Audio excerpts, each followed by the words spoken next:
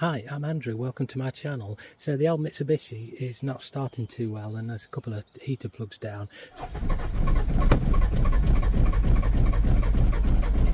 So I've always wanted to see if we can see which heater plugs are gone with a thermal imaging camera. So I've got a HT203U. If you pick it up and it's on offer, it's about £90 from China. So we're under the bonnet, the venerable Mitsubishi 4D56 engine, and the heater plugs are just above the injectors. Okay, so this is the same view with a thermal camera. You can see everything's totally cold. A little bit of heat where I've been leaning on it. So let's turn the heater plugs on for a few seconds and see if we can see anything warming up. So I just give it a couple of cycles on the key, and I have to just turn the brightness down a touch. Looks like there might be something at the end. There's a little bit of heat there.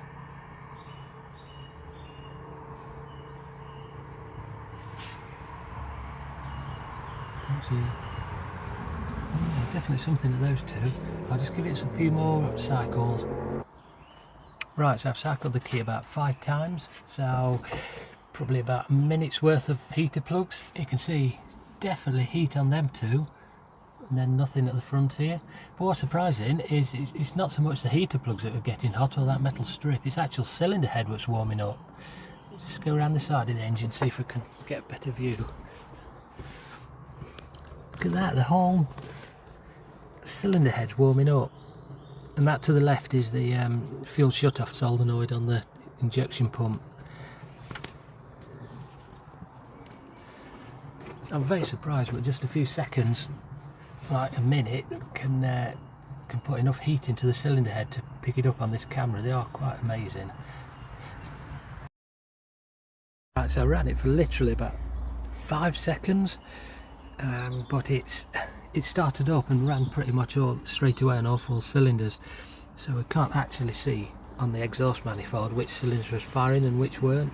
But look at this, there's a strange hot spot on the air intake pipe. That's very peculiar. So what's the conclusion? Well, it's not quite what I expected to see.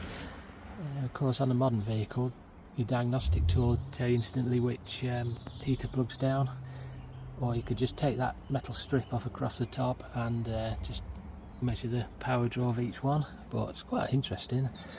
Okay, thanks a lot, see ya.